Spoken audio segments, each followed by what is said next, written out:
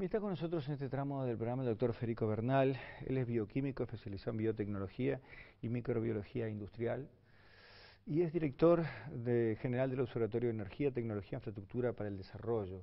Y como un dato interesante de su árbol familiar, nos contaba fuera de micrófono que su abuelo fue el descubridor del petróleo en la Argentina. ¿Es así, doctor? ¿Cómo le va? Su bisabuelo. Sí, mi bisabuelo. Enrique Hermite, que es el observatorio lleva su nombre, el ingeniero Enrique Martín Hermite, fue el descubridor del petróleo en la Argentina el 13 de diciembre de 1907 en Comodoro Rivadavia. Así que usted tiene un designio familiar del que no puede escapar, pero que, bueno, quería destacar esto porque la verdad que debe ser interesante este dato familiar, que de alguna manera lo inclinó hacia los temas energéticos.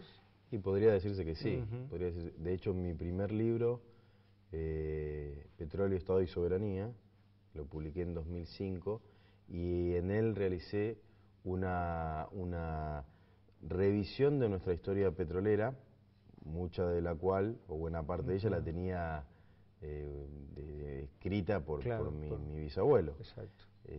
Y además apuntando a refutar esta soncera o esta creencia del descubrimiento azaroso, fortuito de nuestro petróleo, ¿no? Buscaban agua y, oh casualidad, apareció petróleo.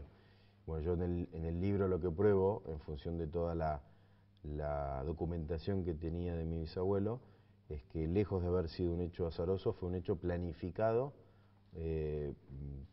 deliberadamente, obviamente, planificado por el Estado argentino, de aquella Argentina, y que terminó en el descubrimiento, pero comenzó en 1902 con la prospección del subsuelo en busca de petróleo, de carbón mineral y también de agua. Pero, digamos, lo importante es que se puso en marcha, en juego todo el Estado además eficiente, que tanto se lo vapulea, ¿no? Y el Estado además consiguiendo sus objetivos con un conjunto de argentinos y argentinas igualmente eficientes, capaces, que cuando se lo proponen pueden conseguir cosas tan fundamentales como fue descubrir petróleo en una Argentina, como era la Argentina del Centenario, que dependía en un 100% de las importaciones de energía para poder satisfacer la demanda. Claro, en aquel modelo de un país agrícola dependiente, ¿no es cierto? Exactamente. Esto explica también por qué el observatorio lleva el nombre de su bisabuelo. Así es. Lógicamente. ¿Qué tareas hacen en el observatorio? ¿Cuáles los objetivos o la función que se han propuesto con este observatorio? Mira, el observatorio nació informalmente, por lo menos hace unos 8 o 9 años, cuando un grupo de colegas, de profesionales, técnicos, más o menos de mi edad, yo tengo 40 años, nos pusimos de acuerdo para aunar esfuerzos, para trabajar juntos, para, bueno, lo que uno por ahí encontraba o concluía en función de lo que estudiábamos, leíamos, en función de nuestra capacitación en realidad, bueno, poder volcarlo a un trabajo en equipo. Y así nació el observatorio más formalmente en diciembre del año pasado, cuando lo constituimos. Y bueno, nos proponemos justamente eso, digamos, trabajar en forma coordinada, un grupo de colegas multidisciplinarios en áreas de investigación como la energía, la tecnología, el desarrollo, sobre todo trabajando cuestiones que hacen a las obras de infraestructura y su impacto, ¿no? Las políticas públicas, para dar un debate serio y responsable, como se merece el pueblo argentino, un debate serio y responsable en estas cuestiones que son fundamentales a nuestro desarrollo presente y nuestro porvenir. Sé que están promoviendo debates en todas las provincias del país, pero Formosa en particular en este momento significativo en términos de un intercambio de opiniones, de una polémica en relación con dos proyectos que encarga el Estado provincial junto con la Comisión Nacional de Energía Atómica, que son la planta de tratamiento de uranio y luego, más a largo plazo, el reactor nuclear, ¿no? ¿Cómo ustedes observan desde el observatorio, de su experiencia, estas dos iniciativas para una provincia como la nuestra? Mira, hoy justamente veníamos con el equipo del observatorio y con especialistas en el campo nuclear. Veníamos de dar dos charlas, en realidad, de escuchar y de debatir con chicos de estudiantes de escuelas técnicas. Y la verdad que venimos muy contentos porque nos transmitieron las preocupaciones que pueden tener, los miedos, y ellos mismos se daban cuenta, en función de lo que nosotros conversábamos y les contábamos, de cómo muchas veces uno repite cuestiones y cuando para un poquito la pelota y piensa y escucha por ahí la otra campana, dice, pero esto, ¿por qué estoy diciendo esto? Y eso los mismos chicos se daban cuenta de eso, lo mencionaban, y tiene que ver con la manipulación y la tergiversación en cuanto a la información en materia de desarrollo nuclear, en materia de lo que significa la energía nuclear, ¿no? En materia de lo que es el significado del medio ambiente, porque acá el gran desafío, y eso era lo que conversábamos hoy, invitábamos además a los estudiantes, nuestros futuros técnicos, ingenieros, profesionales, invitábamos a buscar una solución que no pasa por hacer del medio ambiente digamos, el caballito de batalla y el objetivo, el fin último, sino por lograr que el desarrollo de la provincia de Formosa, verificado en estos últimos 10 años, de cerca de un 90% del Producto Bruto, la caída del desempleo del 14 a cerca del 2%, un aumento del salario generalizado del 800 y pico por ciento, un crecimiento demográfico del 9%, ¿no? Bueno, que todo eso pueda seguir en un contexto medioambiental compatible con ese desarrollo. Acá no se trata de frenar el desarrollo, neutralizar lo que no haya más energía, que es lo que proponen ciertos... Sí, no es que sean valores contradictorios. Claro, digamos, el desafío es ese, el desafío es cómo seguir proveyendo de energía eléctrica a todos los formoseños y las formoseñas, protegiendo a la vez el medio ambiente. Proyectar un desarrollo sustentable. Exactamente. ¿Cómo hacer que haya cada vez más industrias, cada vez más fábricas en Formosa? Porque no hay provincia, ni hay nación en el mundo que no pueda desarrollarse y sus habitantes ser felices y estar realizados si no hay industria. Entonces, ¿cómo hacer que Formosa tenga cada vez más industrias, cada vez más fábricas, cada vez más comercios, cada vez más empresas, cada vez más desarrollo a todo nivel, protegiendo el medio ambiente de la provincia? Y para ese desarrollo es una condición sine qua non contar con energía. Exactamente. Energía suficiente. Y en ese aspecto, la energía nuclear, a pesar de lo que se dice y la idea que se intenta, o el concepto que se intenta infundir, la energía nuclear cumple un rol fundamental, porque es la energía nuclear dentro de las energías alternativas, la única capaz de mitigar la principal amenaza que hoy por hoy tiene el medio ambiente, que es el cambio climático. El cambio climático se ve afectado por la liberación de gases de efecto invernadero, por ejemplo el dióxido de carbono. Y la energía nuclear es la única energía que no libera dióxido de carbono a la atmósfera. Después tenemos las renovables, donde uno tiene que evaluar además toda la cadena de producción y de fabricación, porque sí, las aspas cuando se mueven no liberan dióxido de carbono, claro, pero la fabricación de las aspas sí. Los paneles solares no, cuando están puestitos ahí quietitos y mirando al sol, no generan dióxido de carbono, pero su fabricación sí.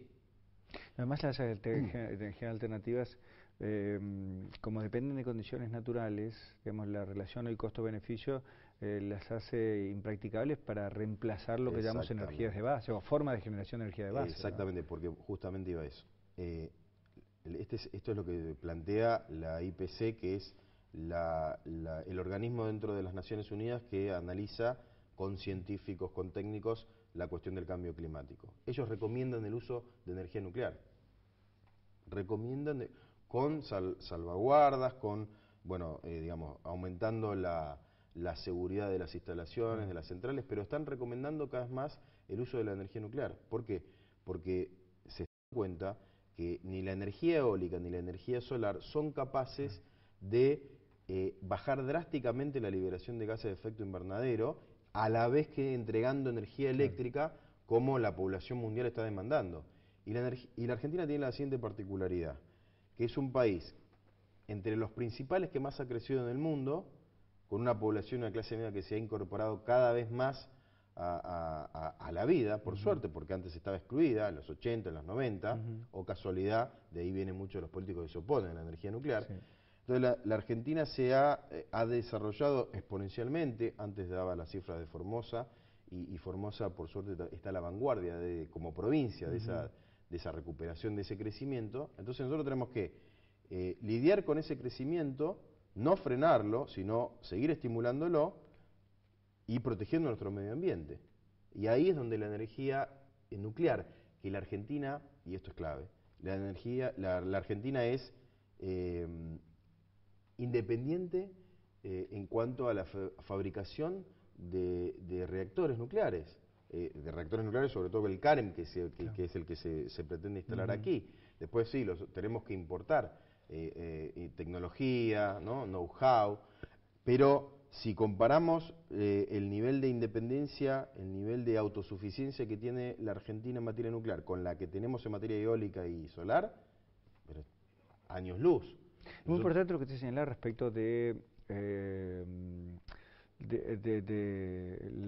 los efectos positivos que tiene el desarrollo de la energía nuclear y su relación con el medio ambiente, porque uno de los aspectos en los que más insiste en Formosa por parte de quienes se oponen a este proyecto es precisamente esta afirmación o aseveración de que un reactor nuclear es un enorme riesgo de contaminación, ¿no? ¿Qué le diría usted a las personas que escuchan este mensaje?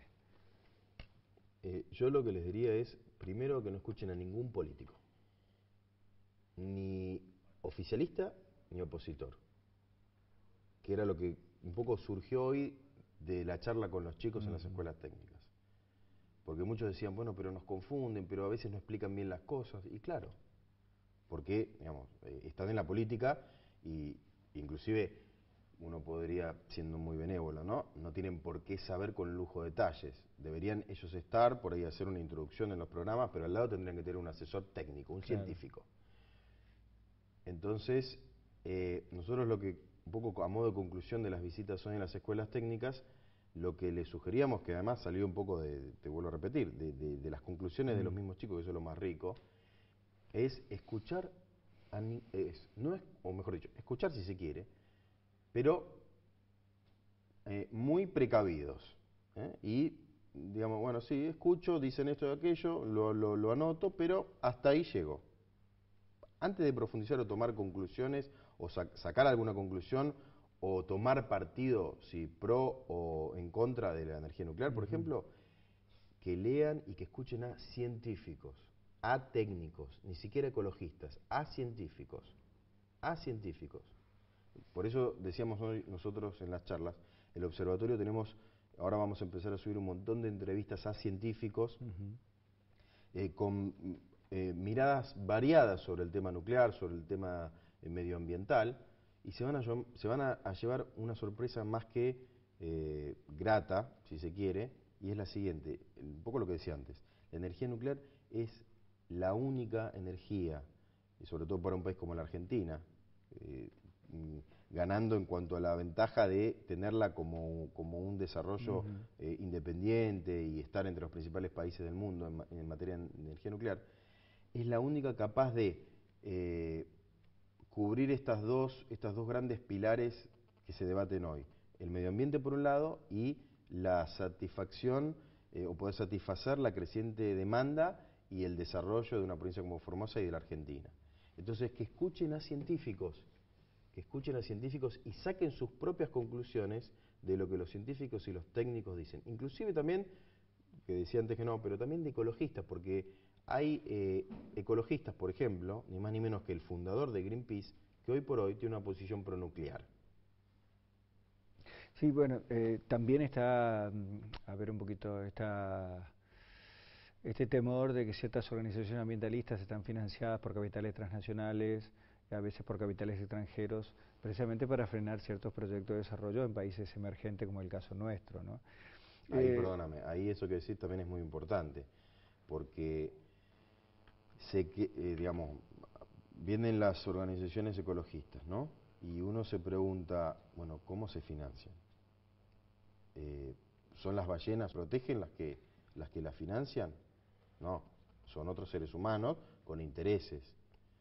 Por eso no es ninguna casualidad, sobre todo los partidos de izquierda, el Partido Obrero u otras organizaciones políticas de izquierda, que están muy vinculadas con la socialdemocracia o el Partido Verde Alemán, que o casualidad a su vez están financiados por lo que se llama la burguesía verde, es decir, todas las grandes industrias y empresas que están desarrollando la tecnología y los equipos de generación de energía eólica y solar.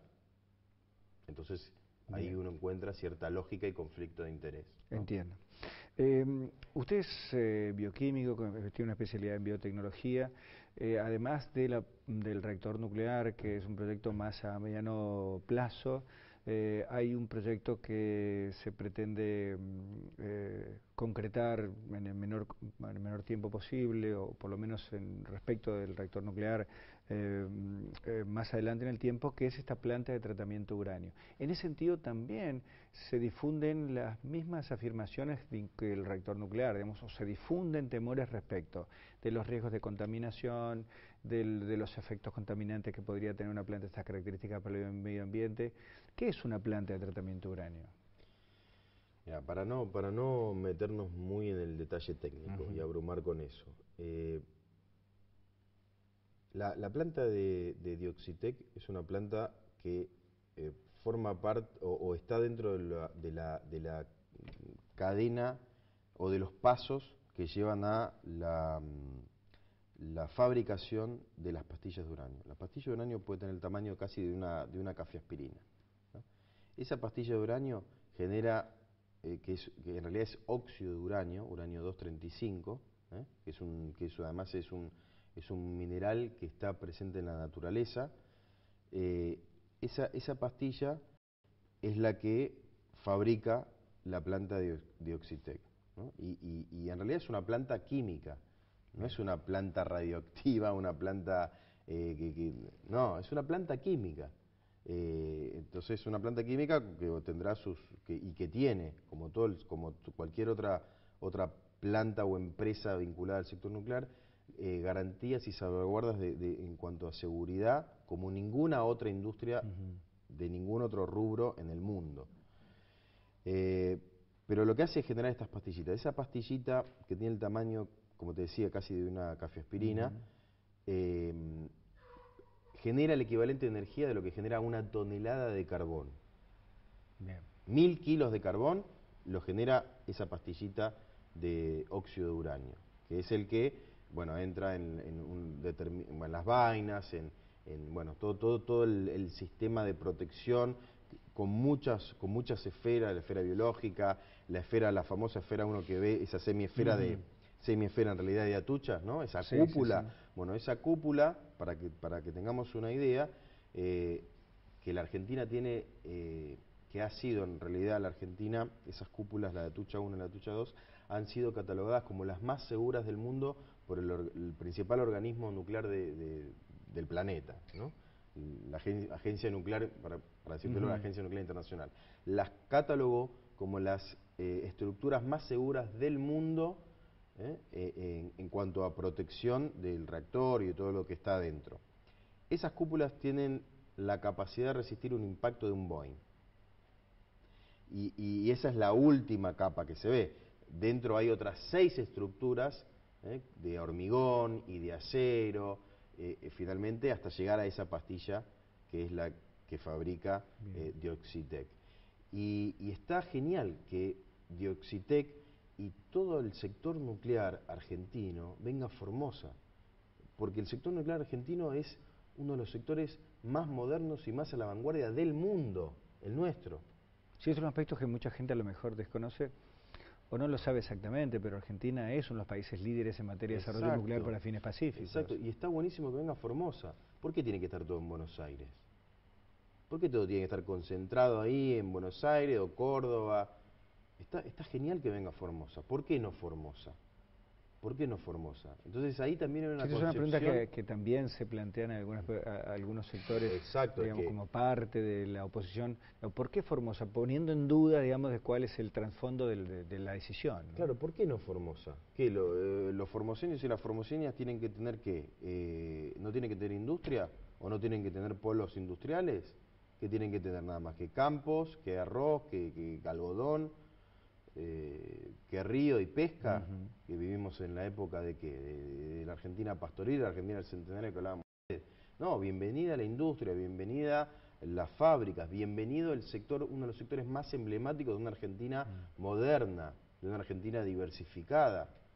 Por eso, digamos, como que lo conversamos hoy con los chicos, cuando escuchen, cuando vean a los políticos que vienen con ese mensaje, tomen nota, que no es ninguna casualidad, que son referentes de partidos que le hicieron mucho daño a la Argentina.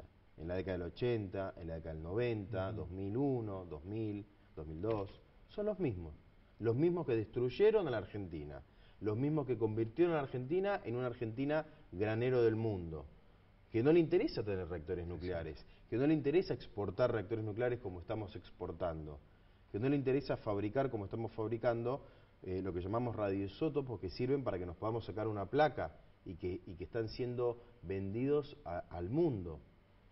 Y ya que hablamos de placa... Es más, algunos dirigentes políticos incluso explícitamente reivindican, digamos, el regreso al modelo de la Argentina pastoril. Exactamente, reivindican volver a ese modelo. Reivindican volver a ese modelo, que es un modelo que ha terminado drásticamente en 2001, con el corralito, con el déficit cero, con la propuesta de que Formosa desaparezca, porque proponían que provincias enteras desaparezcan, porque no eran calificadas como inviables. Claro, eran inviables, ¿no? Eso era Caballos, Sturzenegger, Sturzenegger del PRO, Federico Sturzenegger, padre del corralito, el déficit cero, que proponía que desaparezca Formosa entre otras provincias.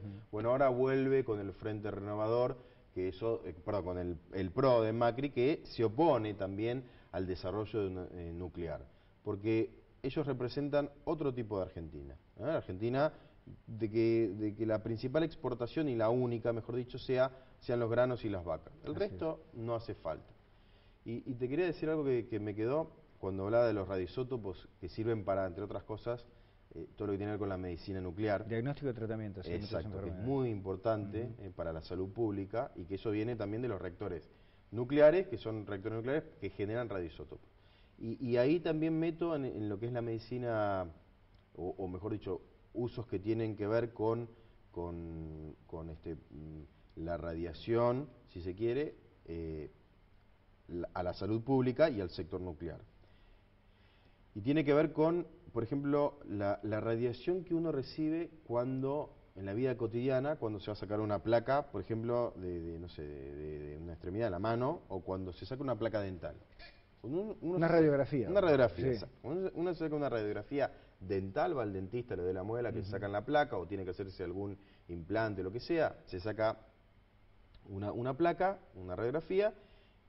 La persona que se expone a eso recibe una dosis de radiación, absolutamente benévola y compatible con la vida, obviamente. Bueno, esa dosis de radiación se mide en una unidad que se llama Siever.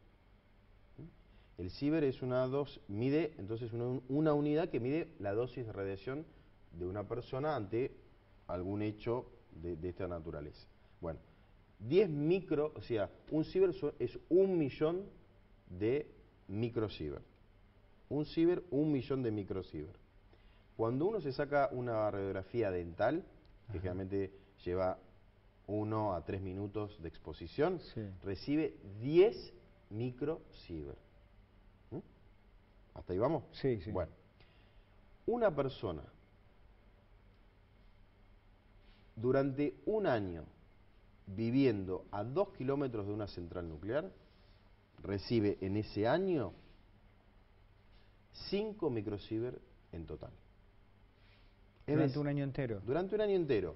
Imagínate vos o yo sentado en el mismo lugar durante un año sin moverme, a 2 kilómetros de una central nuclear, recibo la mitad de la dosis de radiación que recibo cuando me voy a sacar una radiografía dental. Bueno, el ejemplo, la verdad, es muy aclaratorio, ¿no? Porque también, bueno, usted lo habrá escuchado a los jóvenes, seguramente que uno de los argumentos constantes para cuestionar estos proyectos tiene que ver con el nivel de radioactividad y todo lo demás. Me parece que es muy claro el ejemplo para desnudarlo. Quería hacer referencia a lo que el observatorio está promoviendo, doctor, para el próximo 10 de julio. ¿Qué es lo que están organizando para esa fecha? Eso es la semana que viene. Estamos organizando y vamos a realizar el segundo Foro Federal de Energía, Desarrollo Soberano y Políticas Públicas. Ese es el nombre que le pusimos.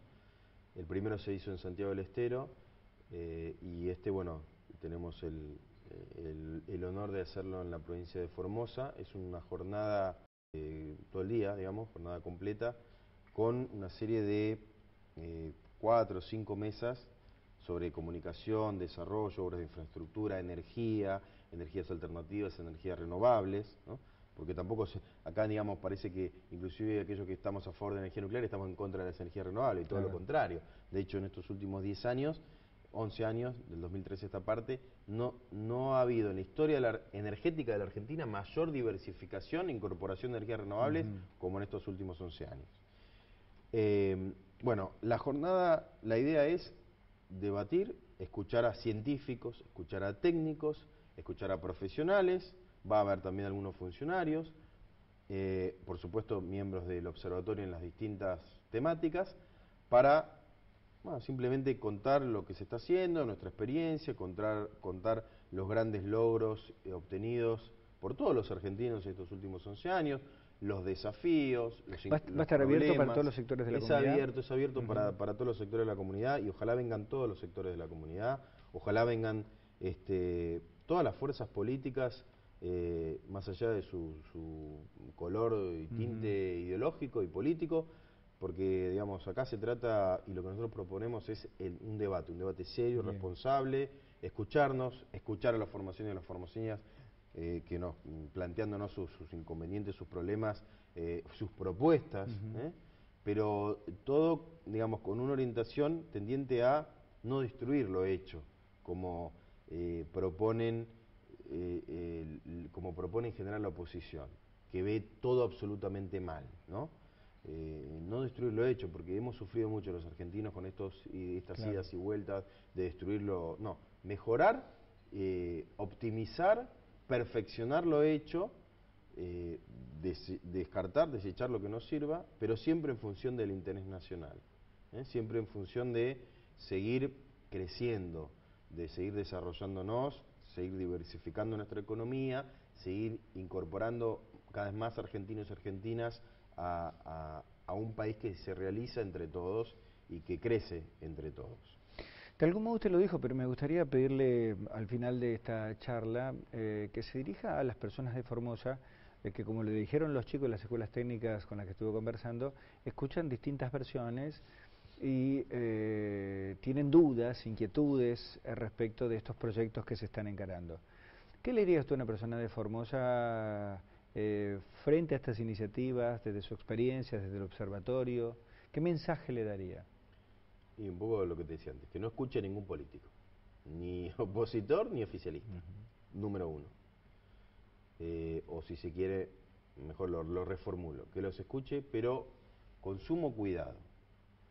Te voy a dar un ejemplo en materia energética de uno de los principales, y ahí, bueno, en realidad es un político, aunque él se presenta como ex secretario de Energía. Estoy hablando de Daniel Montamat, que está vinculado a la Unión Cívica Radical. Sí.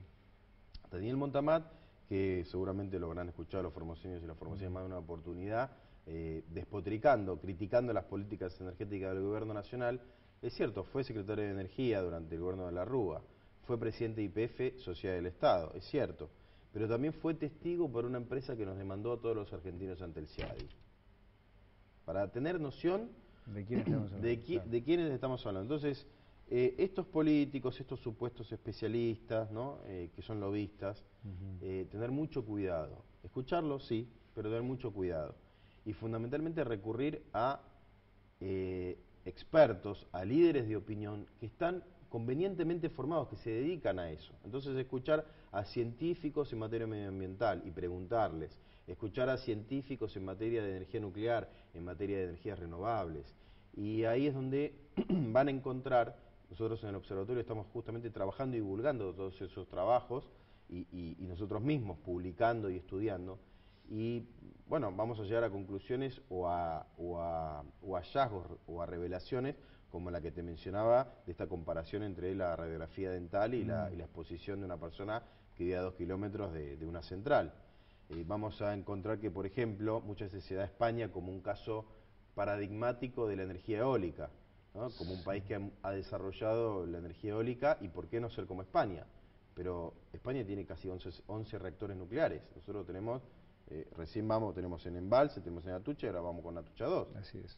Y España tiene 11. Ahora, España, justamente por una política de frenar su desarrollo nuclear, como sucedió en los últimos casi 5 o 6 años, se ha volcado a las energías renovables, y España importa prácticamente, es un importador neto de energía eléctrica.